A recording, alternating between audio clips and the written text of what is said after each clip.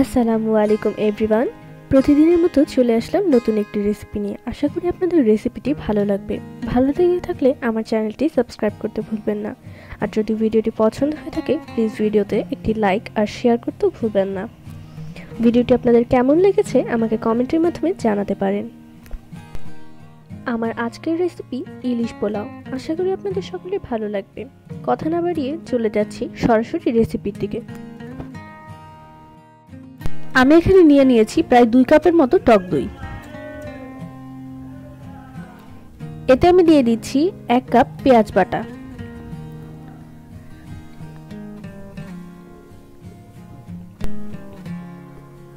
দিয়ে দিব 1 কাপ বাদাম বাটা। এখানে আমি কাজু বাদাম, পেস্তা বাদাম আর কাঠবাদাম মিলিয়ে প্রায় হাফ কাপের মতো নিয়েছি।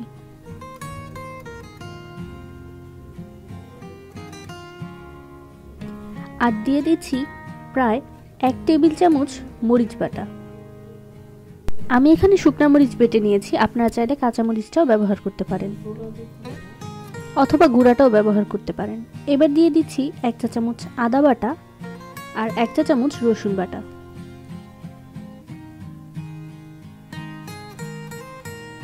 সবকিছুকে এবার একটু ভালোভাবে নেড়েচেড়ে মিশিয়ে নিচ্ছি। এদিকে আমি নিয়ে নিয়েছি কয়েক টুকরো ইলিশ মাছ। মাছটাকে আমি আগে লবণ দিয়ে মেখে রেখেছি। এবার আমি মাছটাকে ভালোভাবে একটু মশলাটার সাথে মাখিয়ে নিব। একটা একটা করে মাছ ভালোভাবে মাখিয়ে নিতে হবে।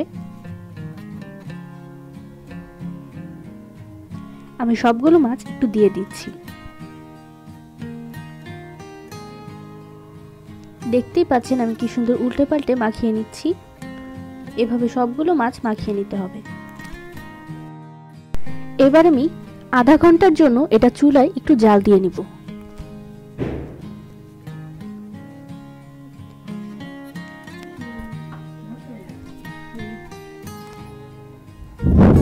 দেখতেই পাচ্ছেন কি সুন্দর বলক চলে এসেছে। আধা ঘন্টা পর যখন এমন বলক চলে আসবে তখন চুলাটা অফ করে দিতে হবে। চুলাটা অফ করে আমি মাছগুলো তুলে নিচ্ছি। মাছের গায়ে যেন কোনো প্রকার মশলা না লেগে থাকে সেই ক্ষেত্রে একটু খেয়াল রাখতে হবে। আমি মশলাটা ঝারিয়ে মাছটা উপর থেকে তুলে নিচ্ছি। এভাবে আমি সবগুলো মাছ আস্তে আস্তে তুলে নিলাম। আমি এখানে প্রায় 3.5 পটের মতো পোলার চাল ধুয়ে নিয়েছি। ধোয়ার পরে পানিটা ভালোভাবে ঝরিয়ে নিতে হবে, এতে করে রান্নার সময় পোলাওটা ঝরঝরে হবে। এখানে আমি প্রায় হাফ কাপের মতো পেঁয়াজ নিয়ে নিয়েছিলাম। পেঁয়াজটাকে একটু ভেজে নিচ্ছি লাল করে।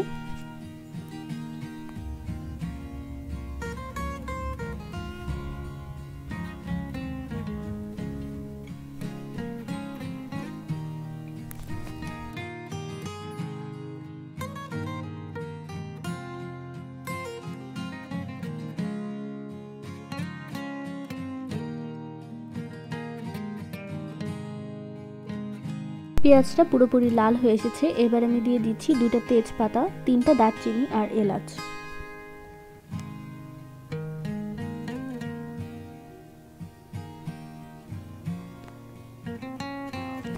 দিয়ে দিচ্ছি 1 চা চামচ আদা বাটা আর 1 চা চামচ রসুন বাটা।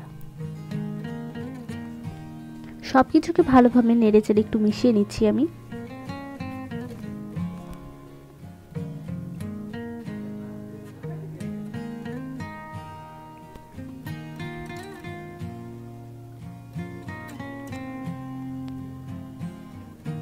এবার আমি ধুয়ে রাখা পোলার চালগুলোকে একে একে দিয়ে দিচ্ছি। আমি সবগুলো পোলার চাল দিয়ে দিলাম। এবার নেড়েচেড়ে একটু মশলাটার সাথে মিশিয়ে নিতে হবে।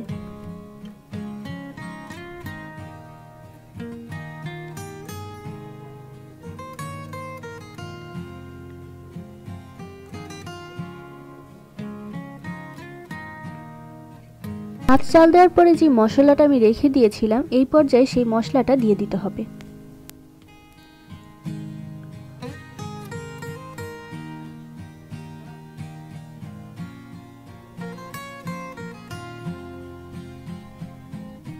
আমি সবগুলো মশলা দিয়ে দিলাম। এবার আমি একটু নেড়ে চেড়ে আবার মিশিয়ে নিব।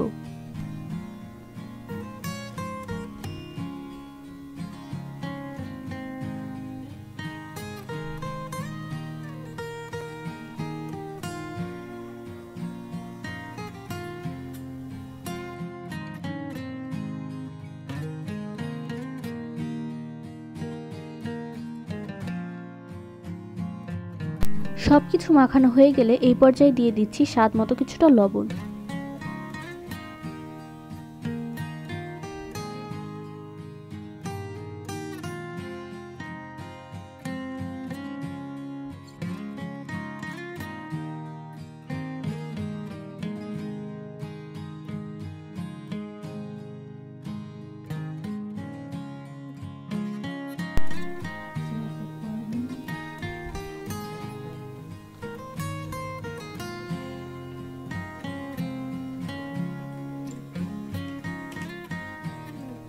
এখন আমি দিয়ে দিচ্ছি 6 কাপ পানি।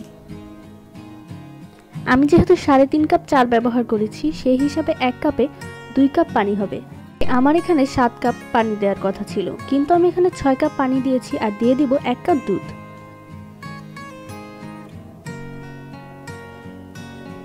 আমি এখানে লিকুইড গরুর দুধটা ব্যবহার করেছি, আপনারা চাইলে গুঁড়া দুধটাকে লিকুইড করেও দিতে পারেন।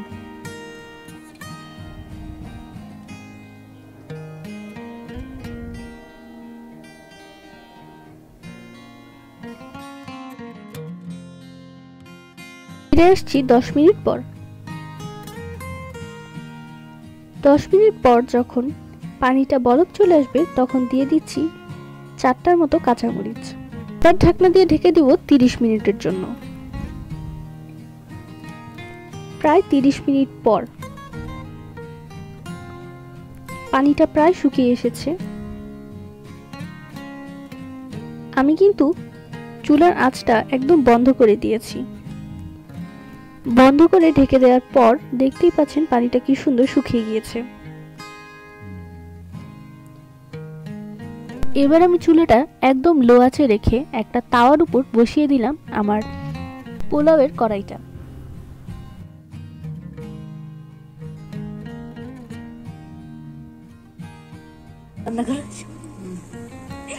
আরো 10 থেকে 15 মিনিট পর পানিটা কিন্তু একদম শুকিয়ে গিয়েছে, দেখতেই পাচ্ছেন আপনারা। পানিটা যখন পুরোপুরি শুকিয়ে আসবে, তখন উঠিয়ে রাখা মাছগুলোকে দিয়ে দিতে হবে। আমি সবগুলো মাছ দিয়ে দিচ্ছি।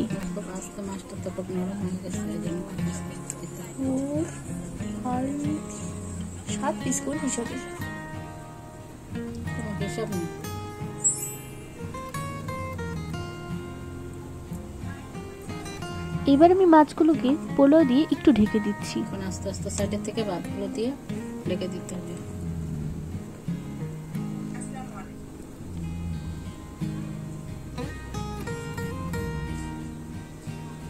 আমার সবগুলো মাছ ঢাকা হয়ে গেল।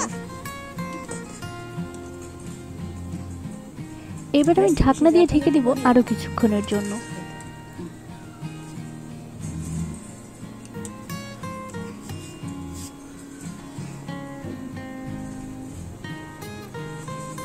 এখন 10 মিনিট দমে থাকবে।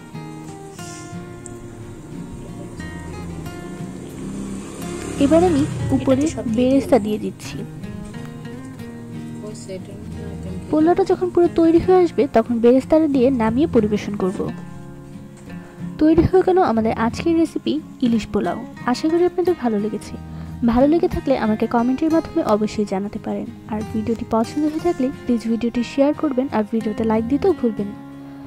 যদি আমার ভিডিওটা পছন্দ হয়ে থাকে প্লিজ আমার চ্যানেলটি সাবস্ক্রাইব করতে ভুলবেন না। ধন্যবাদ আমার ভিডিওটি দেখার জন্য। আসসালামু আলাইকুম।